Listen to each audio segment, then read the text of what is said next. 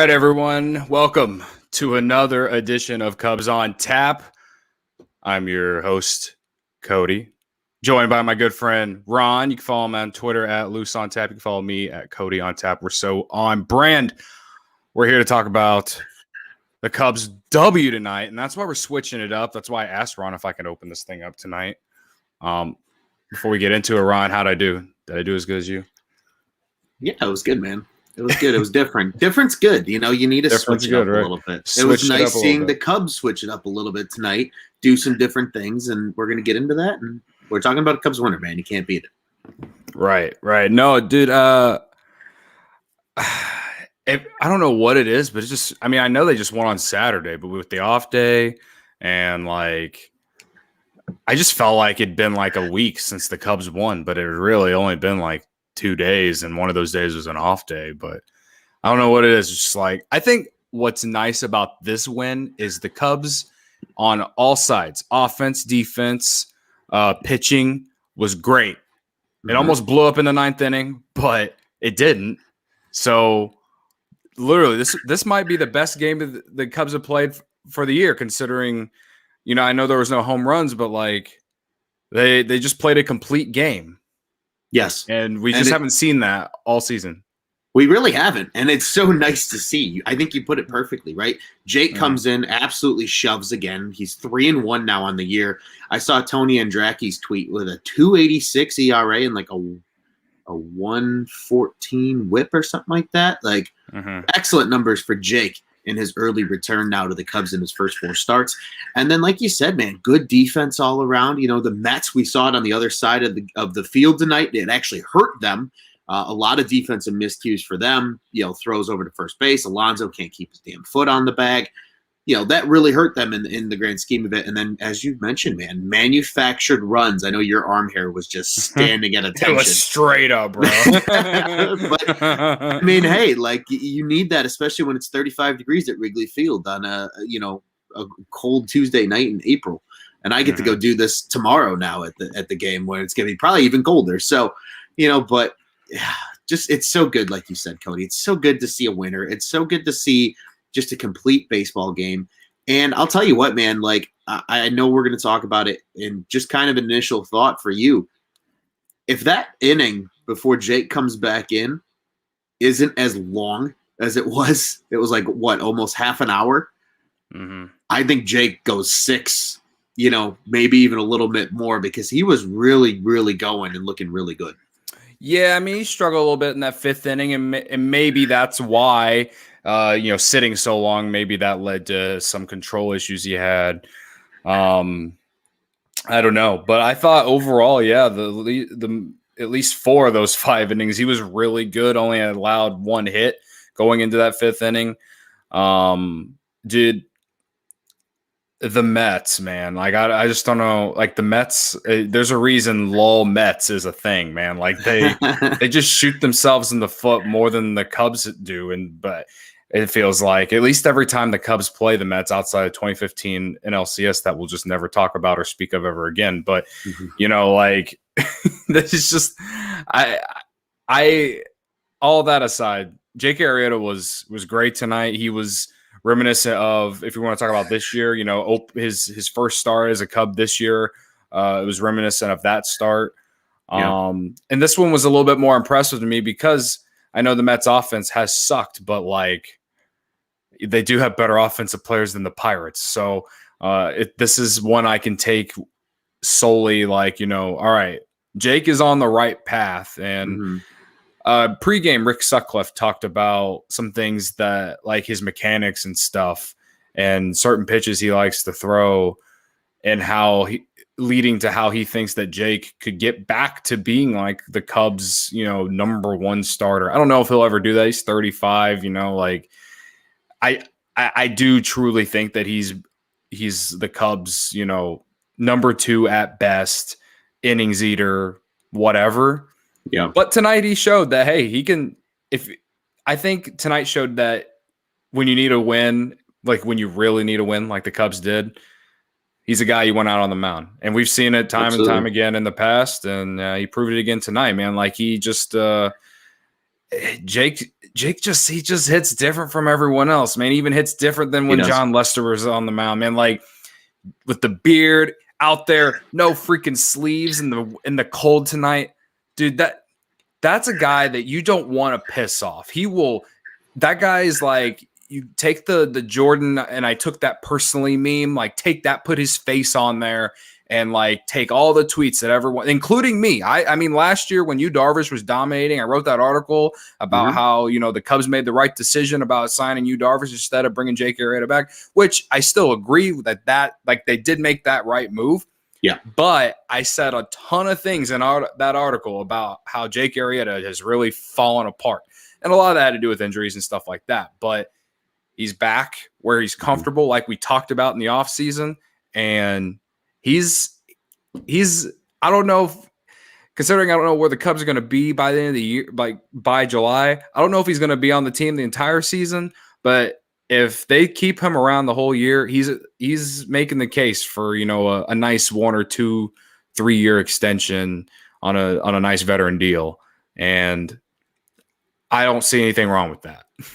Yeah, I mean, I really agree with you, man. Just Jake Arrieta does hit differently. Jake Arrieta is cool and tough, by the way. No sleeves. Hell yeah. And 30-something degree weather. Like, that's just the epitome of Chicago, man. And it's nice to see him back. It really looked weird of him wearing any other jersey than a Cubs jersey because of the amount of success that he had here. But it's just so good. It feels so good. And yeah, man, I don't hate the idea. I mean, he has the option for next year already built into his current contract. So, I don't see why they don't pick that up and let him be kind of a, maybe middle to back end of the rotation guy with some of these young arms that are going to start coming up, guys like the Braylon Marquez's of the world and so on. So I think he's only going to be, beneficial really to those guys in the long run. And if he can even give you this, again, the one thing Jake Arrieta has done in his first 4 starts so far is he has given consistent winnable games for the Cubs each time. The Cubs are in it when he leaves the ball game,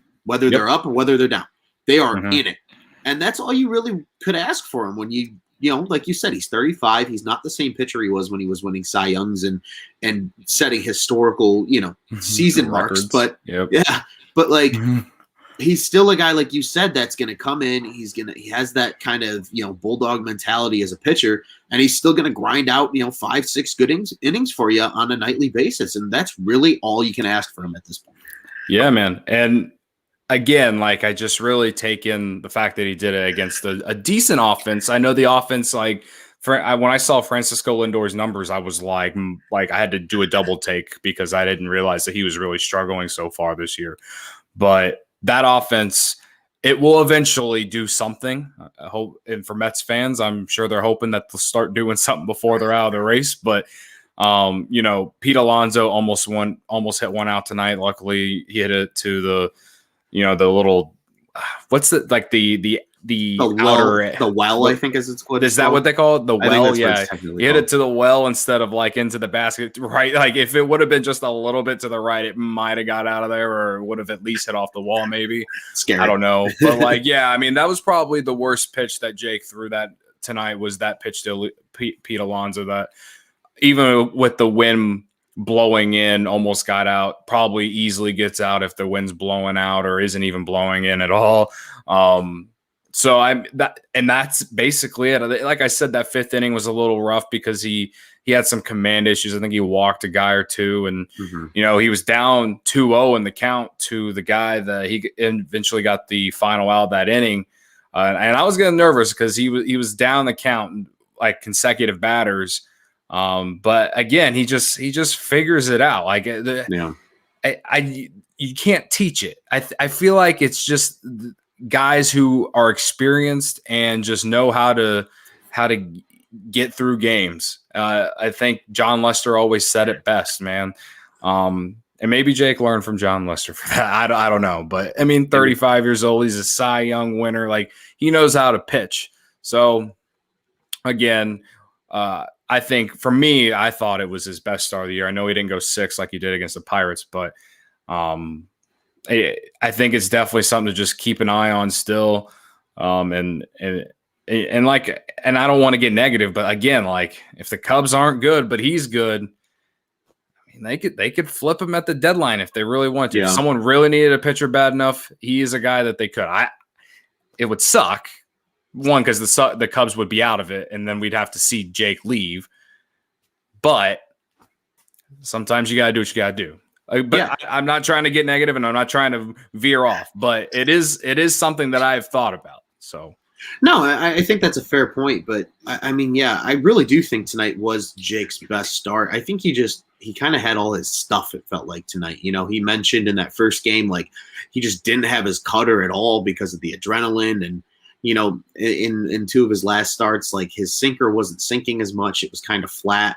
So tonight, to see the sinker really breaking the way it should, to see that cutter cutting like it does, to see the hook looking like it did back in, you know, as you mentioned, the Cy Young days. I mean, he had a really nice mix going tonight, and it just seemed like he was in a rhythm. And, you know, I'm a firm believer that little bit of an extended inning for the Cubs kind of messed his timing up for the night. And unfortunately, he wasn't able to just keep it going because, you know, maybe the cold too, you know, you kind of factor in both of those things. Maybe during the summer, that's not as big of a concern because it's like, all right, it's still hot out. I feel good. I'm still loose. But when you sit that long, when it's 35 degrees out at Wrigley, like, yeah, you're going to get tight. Like, it's just normal. You're going to lose it maybe a little bit just because the weather has such a big influence sometimes. So, but yeah, like you said, man, I think tonight just a really good outing from Jake. And is an injection of adrenaline that I think this team needs right now, is just him consistently pumping out good start after good start. For sure. I think we've talked enough about Jake. What can we talk about Eric Sogard? Sure. Yeah. What man. Was this the Eric Sogard game? It might be. You know what? Ironically, and don't ask me why I remember this. This reminds me of a game I went to with my dad. I was in middle school. It was the 2008 season. Was it 2008? I'm sorry, 2000. No, it wasn't 2008 season. It was the very beginning of the 2008 season because I was in 7th grade. And I remember leaving school early to go to this game, and it was like the Ryan Theriot game. Okay. And it was like, you know, I remember he scored. I think it was ultimately the game-winning run, and like he had a couple singles, and like, so this felt very similar to that kind of game, but for Eric Sogard, like the really kind of unheralded, I don't want to say necessarily hero, but the guy that really stepped up, provided the timely hits, you know, getting on base and manufacturing runs for this offense that was unfortunately just as cold as the weather tonight, only being able to muster up 4 hits. Yeah.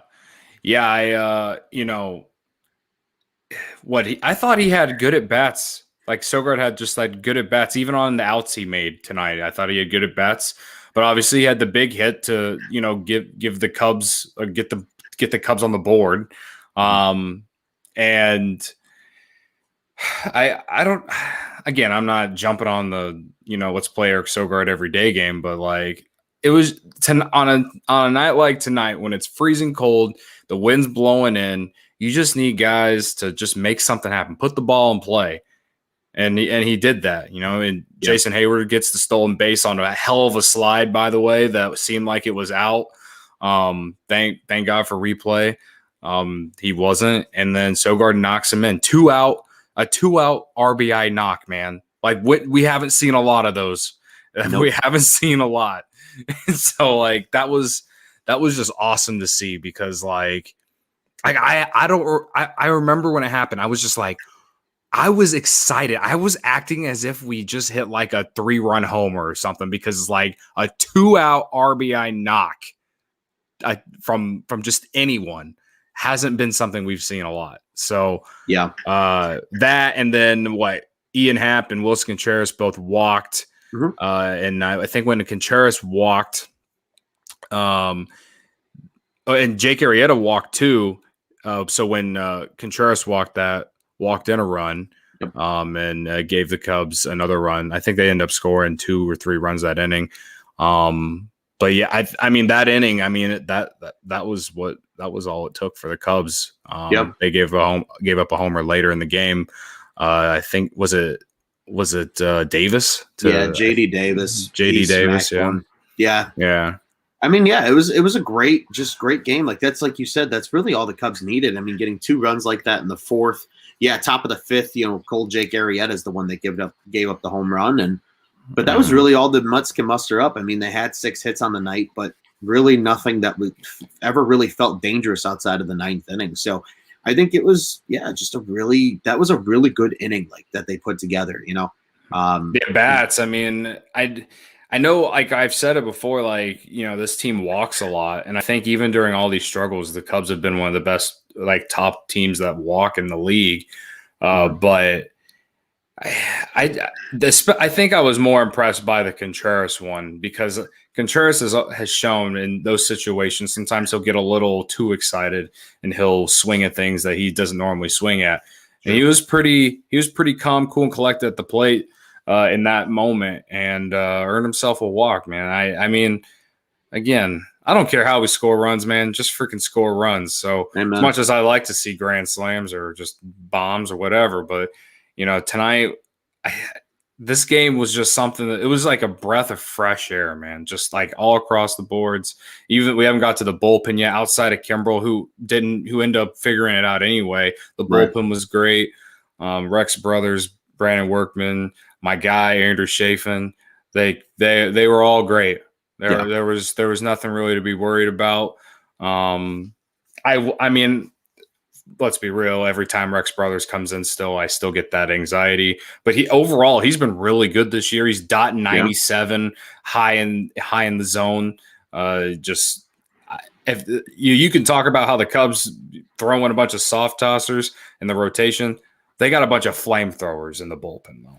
And maybe I don't know. Maybe we have talked about this. Maybe we haven't. But like maybe that was like the Cubs thinking is like we get these high contact like finesse guys like Zach Davies and Kyle Hendricks and even occasionally an Alec Mills out there, and then change it completely up with this bullpen, bring in guys like Rex Brothers and whoever else, Steele. I'm blanking on a lot of them right now, but a lot of them can throw really freaking hard. Kimbrel's throwing 97, and maybe just that is like maybe that's a thing. I don't know, man. The contrast, yeah. No, it's certainly a decent possibility. And just quickly going back to what you mentioned too about you don't really care how they score runs. Like Contreras was kind of just mellow tonight. He struck out looking twice, so. I think he was very just dialed in tonight of like, oh, all right. He's like, I'm going to take pitches. It's cold. I don't think I'm going to be able to muscle anything out of the park as easily tonight. Like, just take what I can get. And that's exactly what he did there. But yeah, going back to the bullpen, man, I mean, they've just been really, really, really good. And I'm not even necessarily surprised. I'm just pleased, I think is the better word. Like, okay, good. Like 2020 wasn't a blip on the radar when they got it going late in the year. But you mentioned, man, I mean, Brothers comes in, a clean inning, 2 strikeouts. He gets his 3rd hold of the season already. Workman comes in and gets a hold. That's his 2nd. Chafin comes in and gets a hold in an inning and a 3rd and gets his 3rd hold. And Kimbrel comes in and gets his 4th save of the year. So, like, yeah, they dot, high velocity. They got good breaking balls. You add guys like you mentioned, Justin Steele, Tepera when he's on. There's enough guys in this Jason bullpen. Adam. Yeah, there's enough guys in this bullpen right now, man, that it makes this feel like a strength of the team, and it's so refreshing. And they still don't have Rowan Wick back yet, and he was like he was the setup guy last year. So there's arguably the closer early in the season when Kimbrel was still trying to figure it out too. Right. So like if there's not anything to really worry about the bullpen. I will say this about Kimbrel. I just thought obviously he was just struggling to command the fastball, and he was able to figure it out on a few of them later in the inning. But that's what led to the walks and stuff like that to start the inning. I won't lie. I was starting to get the bad juju. Like it was like it would be so 2021 Cubs to play the perfect game only to blow it in the 9th inning like this. Like I didn't say it, I didn't type it out or anything like that or tweet it, but like I was thinking it. And all I can say is I'm just glad it didn't happen. And the Kimbrel trade stock continues to rise. Absolutely, man. And I'll tell you what, even on a positive note, like I actually felt okay, even when he was a little shaky there. I was not. I don't know why. Maybe, maybe it was just being so, because I was really excited throughout the whole game, as you mentioned, with like just the quality at bats, things that we haven't seen a lot of from this team. So I was feeling pretty good going into it late. Chafin had just rolled. I'm like, oh, Craig, here we go, baby. And maybe it helped too that I put my phone down momentarily and tried to let the inning play rather than trying to tweet too much. So like I just kind of sat there and I just kind of watched and like, okay, the guy gets on. Okay, the guy gets on. I'm like, but I don't feel threatened by this Mets team because I don't think the Cubs felt threatened all night. And so it was like, okay, all right, and then like, it really, that Nimmo at bat was just, that was the one that did it. Like, okay, there he is. He's back. He got it figured out. It's a little cold. I know speaking of, mentioned Rick Sutcliffe, listening to the post-game show briefly before we jumped on here, he even mentioned, he says, when you come out of that warm bullpen that's now underneath the bleachers and, it's 35 degrees outside and you get to that mound, he said that baseball feels like a pool cue. Like he's like, that cue ball, you can't feel the seam sometimes because of how cold it is. So it takes a little bit for those hands to warm up and you to be able to really feel the baseball and get that spin. But actually he had the spin. I mean, his breaking pitch looked okay the whole inning. I think he just had a little trouble with that command of the fastball. But once he figured that out, magic happened. The flow keeps flowing. The beard looks good. Craig Kimbrell looks impeccable. And so did the Cubs because that was a really big needed win tonight, man. Yeah, much needed, man. I keep stressing. It was just really refreshing. So I can feel good tomorrow when I wake up. The last couple of days I've been going to the office and people are like, hey, Cody, how you doing? I'm like, well, I'd be better if the Cubs didn't suck. Well, they didn't suck tonight, Ron. So I don't go to the office tomorrow, but if anyone from work asks me how I'm doing, be like, oh, I'm doing great. The Cubs won last night. So, I'm great. I'm fantastic. I'm ready to think we're going to go undefeated the rest of the year. Just ready to jump on that train, man. Hey, I get it though. That's the beauty of baseball. Joe mentioned it the other night, you ride the roller coaster and this is that peak of the roller coaster where you're like, oh, it's just getting good, man. You get excited about what's left in the rest of the ride. Right, for sure. Anything else on this game? I think we kind of mentioned everything. I think the only other thing I might add is, it's not terribly worth noting, but the ump was not having it with anybody tonight. He was tossing people left and right. And then, in addition to that, I think, a nice little warm welcome for Albert Almora returning tonight, getting in a pinch hit situation. Got a nice little hug from Rizzo. Yeah, the nice little bear hug on a nice cold Tuesday night. I'm sure he appreciated that. The Southern Florida boys probably like, why did we sign up for this crap in the cold weather? But right, and then they look at their bank accounts and they think differently. Yeah, and then they're like, oh, it's okay. But, no, I mean, overall though, Cody, I agree with you, man. I think we touched on everything positive that was for the Cubs, and it feels good to see.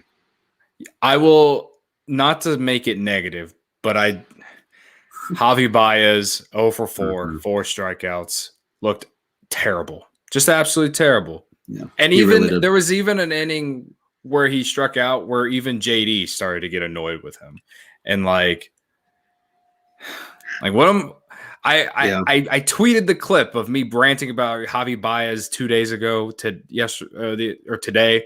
Mm-hmm. Now, I don't know. I don't got anything else to say. It's the same shit every day. Yeah. He doesn't look like he's getting better. It just sucks. And Jock Peterson struck out 3 times. At least he put the ball in play his 4th time around. At one point, they were both 0 for 6 or combined 0 for 6 with 6 strikeouts in the middle of your lineup, man. Like, again, tonight's hard to really put a lot of criticism into that kind of thing. Yeah. But when we've seen this from both of those guys, no matter what the weather is, it's hard to throw it to the side. I know the Cubs won tonight, and that's great, but it just I just don't know what to say anymore about Javi. Yeah. I at least have faith that Jock's gonna eventually heat up some. I hope, because he has had games where he has hit the ball hard and had gotten a few hits. I know Joe used him as his fly W pick going into this game because he had a nice game on Sunday. Right. But I think obviously we're not seeing consistency out of either one of them. But it's what's consistent for Javi is the same at bats. He either and again, alarming enough, pitches he's striking out in the zone that aren't heat. Yeah. It almost feels like he's kind of overthinking it too, right? Like, at least with Jock, I think the confidence behind Jock is he like leads the league in like average balls hit for home runs, like in terms of like speed. Like he's a good hard ball hitter, and so it's like, okay, you figure as maybe the weather warms up or whatever, or he just gets used to a new team, new organization. I agree. I think there's the faith that he is going to heat up, but Javi's concerning because it's like it just seems like he can't. Probably the only tweet I fired off from my personal account tonight. Spoiler alert, that was me. Majority of the night from the Cubs on Tap account for the listeners, but like I was really, I was just like, he can't catch up to the fastball. He looks like he's just struggling to catch up to that fastball. And then I think that's playing mental games with him, because then when they do throw that off speed stuff in the zone, he takes it and tries to just get a walk or just do too much almost. Mm-hmm. And it's like that's almost a situation I wish he would try and swing at it, because if you're having trouble catching up to the fastball, obviously it's easier said than done, but like hopefully you can catch up to some of these, even if they're a good slider, as long as it's in the zone. Maybe you can at least just put it in play and something could happen because of his speed and instinct. Right. It was so bad that I think he needs a day off tomorrow, maybe a couple days off, and then maybe roll him out there again. I mean, thankfully Jacob deGrom isn't pitching on Thursday now, but like he's got to go up against the Brewers again this weekend. We got to face Woodruff and Burns back to back, and Gross. I mean, I know tomorrow's starter he has like a 6 ERA, and the guy on Thursday I don't really know too much about off the top of my head, but like if he's not even it doesn't matter who he's going up against right now, man. He just doesn't have it, and I just don't know what to do about it. And the only thing I think of is like give him a couple days off. Let David Bodie play short. It would be so much easier if Nico Horner was up, and maybe they won't give him a day off until Nico Horner comes up. I don't know. I don't want to wait that long. That's how bad Javi's been. Like, yeah, it's frustrating. I feel you, and I would say maybe if anything, maybe you give a guy like Sogard a day at short. I mean, he's a guy that can play short, obviously not to the same level defensively as a guy like a Javi Baez or even a Nico Horner in that instance, but he's serviceable for a day if you need him there, and then you can play either Bodie or somebody then of that nature, or even like you could play Bodie if you want to give Bodie a day at short, which I feel like Sogard might be a little better there, but why not give a guy like Duffy then maybe a day at second base? He's a guy that can play that position as well. So they have some options in the middle infield that could, I think, opt to give Javi a day off, and maybe if the struggles continue once Nico eventually returns to this roster, Cody, then I agree. Maybe then you do see a little more days off for Javi if he's still struggling, and you give Nico some more shots at shortstop.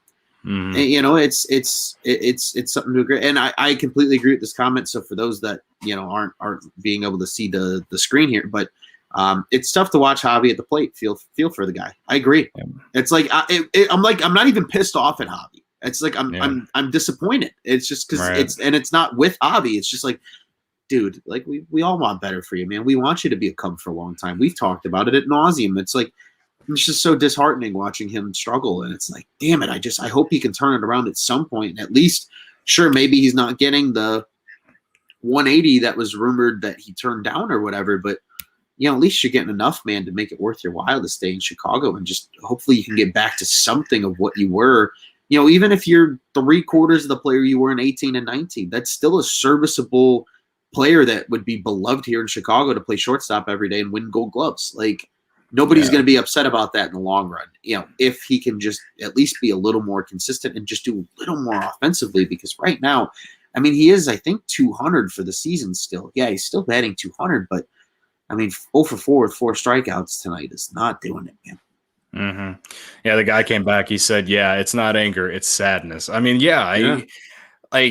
there's days where I'll be mad because he'll strike out in a big situation. I think I bitched about one about a week and a half ago where the Cubs were down and they had guys at first and third, and I think less than 2 outs, and he struck out. And it's like, dude, just put the ball in play. We can at least grab a run here. Like those situations, yeah. But I get mad about anyone who doesn't perform in that situation. just Javi overall tonight, like, I don't think there's anyone on base when he came up. And this guy's swinging for the fences, it looks like, because he swings so hard. And he's, he just looks completely out of sorts. And at least when he was a rookie, like, you could understand when he's a rookie because he's a rookie. But like, we're in year 6, 7 of him in the major leagues, and he's looking like this again. Like, I just don't know anymore. I just don't, and it's tough. And if things don't get any better, it's just kind of like I won't be sad to see him go. So yeah. I don't want to harp on it too much longer, man, because I know today's a winner, and like I said, everything was on all sides of the baseball, I guess you could call it, or all sides of the diamond, I guess you could say. It was good for the Cubs, but anything else on today's game? Do you have the pitching matchups up? I do not have them up on my. I sure do. I can. You're so good at that, man. I'm ready for it, man. I'm always ready for it. I can lead that in. But yeah, I mean, wrapping up today, a big 3-1 win for the Cubs. Obviously, with you, Cody, as we mentioned before we even jumped on the mic, it's so nice to talk about a winner today. But the Cubs are back in action again against the same Mets team tomorrow night at beautiful Wrigley Field. It's going to be a cold one. It's a 6:40 p.m. Central Daylight Time start. Against the aforementioned Mets. The Mets market, if you're listening to the game, WCBS 880 for your radio or WQBU 92.7. You can also watch that on Sports New York in the Mets Network. And then if you are in Chicago, your usual suspects, 670 The Score and Marquee Sports Network for the Cubs feed. As you mentioned, Cody, the pitcher for the Mets tomorrow does have a 6-something ERA. It is David Peterson. He has a 2-2 record on the year, a 6.30 ERA with 30 Ks so far. And it is Zach Davies, the soft thrower, going for the Cubbies tomorrow night. 2 for 4, unfortunately, has struggled out the gate. He has a 10.32 ERA currently with 16 strikeouts. Hopefully he can bring that number down against this Mets team in the cold weather at Wrigley. I will be there tomorrow, freezing my ass off. I believe we're in the bleachers. So I'm very excited about that. Unfortunately, it won't be warm enough for me to show off my Bleacher Bum Obvious shirt. Shout out to our friends at Obvious Shirts. But it'll be under about 3 layers of clothing, I promise. So, I would hope at least 3. You might need like 6 layers, considering what I've heard about the weather tomorrow, man. I honestly, I hope they still play the game just for your sake of making the travel, like the trip in. So, yeah, man, it'll be interesting. It'll be a cold one, but I'm looking forward to it, and I'm looking forward to just more of tonight, Cody. I think kind of taking the preview forward. I'm looking forward to more complete at bats. I'm looking forward to guys grinding down these Mets pitchers that they like the way they did tonight. And I think we are going to see a lot more small ball tomorrow. I don't think there's going to be a lot of power. Maybe there's 1 home run in the game for either team, but I think the Cubs are going to win with that kind of, you saw a lot of hit and run tonight from David Ross. I think we see a lot of that again tomorrow. And who knows, maybe if this Peterson guy really struggles, I think the 6.30 ERA is a decent indication that he could. Maybe you do see a little more offense, a little more hard hit contact, a couple balls in the gap, base to base kind of base hitting where it's, single, maybe then a double can clear the bases type stuff. So I think overall sets up well for the Cubs. Also think great day and great opportunity for a guy like Zach Davies to hopefully rebound. Yeah, no, I'm looking forward to see how Zach Davies does in this cold because I remember his last start. I felt like any time he didn't have a ball in his hand, he was just like blowing hot air into a fist. And obviously, I think his biggest thing is he's been okay the first time through the lineup. It's when he gets to the second and third time, mainly outside of that one start in Pittsburgh where he gave up like 7 runs in the second inning. But his other starts, other than that, it's like that second or third time through the lineup, he's just really struggled. And I think that was a big thing for sure in his last start, where I think he only went like 3 or 4 innings. So, I'm looking forward to see what he can do. And again, like I bring up the Kimbrel, trade type thing. I mentioned it kind of with Arrieta. Like Zach Davies, he's a guy that I don't really want to trade. I want him to be good so the Cubs have a reason to keep him around, because he's, like we've talked about, only 28. he's been a finesse guy for a long time, and he's been serviceable doing it. So I need a bounce back start from him.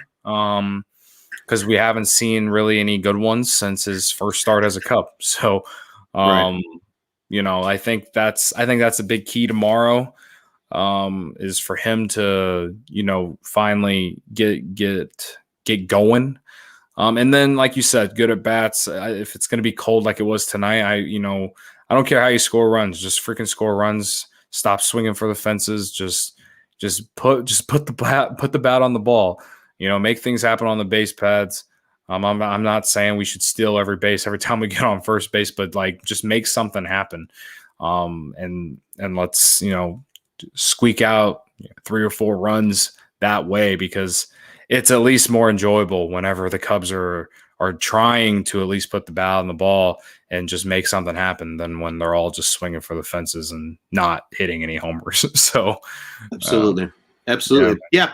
I think tomorrow sets up perfectly. It's another cold game. I'm sure that's going to be David Ross's message to these guys. Hey, we did it last night. We were able to muscle out a win in the cold. Let's do it again tonight. Let's get the good pitching. Let's get a solid outing from Davies, and then whoever has to come in from the pen. Craig Kimbrell did a lot of pitching tonight. I think he threw well over 30 pitches. I think it was probably 31, 32 by the time the inning ended. So probably don't see him tomorrow if they're up. So do we maybe see a Justin Steele finally get to pitch that big, opportunity when they're actually up in a game and not down? It really feels like it could be that kind of game. That is intriguing, and I think he's earned it to this point. I also think Jason Adam could be an option in that spot too. Ryan Tepera, I don't know. I'm also waiting to see if he's going to get suspended, which he probably will, because Nick Castellanos was today, and that's fucking dumb. Or he was yesterday, and that's fucking dumb. And we could go on another rant about that for 20 minutes, but I know we don't want to do that. But so yeah, I mean, that will be interesting. With Kimbrell probably not going to be able to pitch tomorrow. Chafin went an inning and a third. I don't know how many pitches he throws, but I imagine that if he does come in, maybe it's only for 1 or 2 batters, and that'd probably be to like end an inning or something like that. Sure. So I don't know. We'll see how it goes, but I do think that Davies needs to at least give the guys 5 innings tomorrow. I think anything less is just kind of detrimental for the rest of the week as far as like adding pressure to the bullpen, because it's just kind of you didn't get a good start out of Hendricks, and he was able to eat you 4 innings on Sunday, but you wish you could have got a little bit more out of Jake tonight, even though he was great. I need someone to give us six innings this week to give that bullpen a little bit of rest there. History so far says that Trevor Williams is the most likely to do that on Thursday. But I like I said, I want to see Zach Davies bounce back from these last 2 starts and get on the right path going into May, and show not just me and you and Cubs fans, but the front office that, hey, I had a 2.70 ERA last year for a reason. Like I said, let's just get it done. Just freaking, like, we're 1-0 in our last 1. Now let's make it 2-0 in our last 2 tomorrow, and just keep piling on wins, because again, no one's running away with this division. We were right there. For as bad as everything has been, as bad as every freaking clickbait article that Jesse Rogers is going to put out about how bad the Cubs offense is, they are still right there. So, yeah, they really are. No, I can't agree with you more, man. You nailed it on the head, and there's a lot of guys that need to prove something on this roster. And it's not even necessarily from like, you got to prove it to the Cubs fans. No, you got to prove it for yourself just to get another contract, and guys like Davies and guys like Arrieta and guys like Williams, that's what they're battling for. So I agree, man. I'm hoping Davies comes out tomorrow and shows his front office, hey, I did have a 2.70 ERA last year, and there's a reason why I did. It wasn't just a fluke season by any means, but going back to the bullpen too, I mean, I think we could potentially see a guy like Chafin tomorrow. I think if it's a really high leverage situation, he threw 17 pitches tonight in his 1 1/3, which is not bad. considering Workman threw 12 in just 2/3. So, okay. And Brothers threw 15 pitches in his 1 inning. And then Kimbrel, I don't think we see because 26 pitches is quite a bit for a 9th inning like that, especially given the weather too. So maybe we do see some combination of a, Adam, Chafin, in a short situation, Steele, and, maybe Tepera or something. So who knows? But it's going to be a good one, man. I'll tell you what, though, I'm going to go out on a whim early here for a fly the W player. Okay. And I am feeling just, I don't know why. I'm feeling mighty warm and fuzzy, but I'm feeling really good about Jason Hayward tomorrow. I like Jay. He had some nice at bats tonight. Yeah, hit the ball hard. I think he got the Cubs' first hit tonight. The first at bat before that, he hit it hard, was right at someone. I know we kind of harped on him on Sunday's show because he's kind of struggled the last week and a half, but it was a good sign to see him today. So I do think that's a good pick. Yeah, I like Jay Hay for tomorrow, man. Who do you got? Is you still rolling with your boy, or you think you can give him a rest? With Andrew Chafin, man. What I say about Andrew Chafin, when he comes in, the Cubs are winning, and they end up winning the game. And what did it happen? He came in, he pitched 1 1/3 innings, allowed 1 hit, didn't walk anyone, didn't give up any runs. I don't know how many fly W points that is, but I would say that's a solid amount for me. So I'm going to keep it rolling. And but I know last time I did say, like, if I had to pick a position player, I would pick something. I will I'll take David Bodie tomorrow. Oh, okay. I like that. I could see a guy like him coming through. He strikes me as that lunch pail I can play in cold weather really well, kind of. And I mean, he had, he had a good game on Saturday. I think he hit some hard balls on Sunday as well. I can't exactly remember off the top of my head, but he had an off day today, so he'll be going in tomorrow, fresh. And I would be all for Javi Baez being benched tomorrow, and let's just start with David Bodie or someone or Sogard at short, just to give Baez a day off or two, and then just see what happens after those couple days off. I keep wanting to speak into existence like what the Cubs did with Starlin Castro in 2015 when he was so bad, and then like Joe Madden benched him for like 4 days, then started him at second, moved Addison Russell to short, and that's when the Cubs took off, and he turned his entire season around at that point. Like, I want that to happen to Javi Baez. I don't like it's really doesn't make any sense in terms of like trying to speak that into existence, but like that's what I want to happen. Sure, yeah. You want him to catch fire. You want him to find a reason to maybe be a little pissed off and kind of carry that chip on his shoulder. So I get where you're going with that. The Cubs, I think 18 was a perfect example. You had an injury-ridden Chris Bryant, and yet Javi Baez carried that team for most of that year. And it was a huge reason. There's a reason he was the runner-up in the MVP voting. So we've seen he can do it. And sure, obviously, there's no guarantee he's going to do that on a year-to-year basis, as I think we've seen enough of that track record. But there's enough there where at least if he gets going as like a complementary piece to this, kind of core that's, to me, beginning to separate itself a little bit of, Willie, Rizzo, and Bryant. If those guys keep doing what they're doing and you can get some of that support from Javi and even Jock in those 5 and 6 spots now, as you move into May, you never know, man. Crazier shit has happened before. So I think it could absolutely happen, man. We'll see. All right, man. Well, I'm going to close this out. You ready for this? Because I'm ready. All right. Ready. So the Cubs on Tap is brought to you by OnTapSportsNet.com, where you can get all your Chicago sports needs. You can follow me on Twitter at Cody on Tap. You can follow Ron at Loose on Tap. Once again, we are the most on-brand motherfuckers at OnTap Sportsnet. Ron, you do so much better at this than I am in terms of just saying all the other things. We just have all the things Chicago. Blackhawks, Bulls, White Sox, even though I don't like to think about them. Bears, who unfortunately exist and break my heart every year. So, and again, we'll be back tomorrow to recap tomorrow's game, or I will. I think me and Juice will be. Ron, enjoy the game tomorrow. Thank you, sir. Hope you stay warm, man. It's going to be good. I did pull up the weather just real quick before I know we got to get out of here, but I did pull up the weather, and there is some hope. So we're going to get some rain in the afternoon. It's going to be a little warmer than we expected, according to this, and there's no snow in the forecast anymore. So it's looking like right now, right before first pitch, it's going to be about between 42 and 40 degrees. Maybe we get a little bit of sunshine peek through before the sun starts to set. So not too terrible. It's going to be cold. But better than we expected. That's not terrible out in the bleachers because at least you don't have that upper deck being in the shade part, which is where me and you will be on Saturday in section 216. So still wear layers, maybe bring a blanket with you. And not a bad plan. Yeah. All right, man. Well, let's get out of here the only way we know how. Everyone have a good Wednesday. Let's go Cubs. Let's go Cubbies.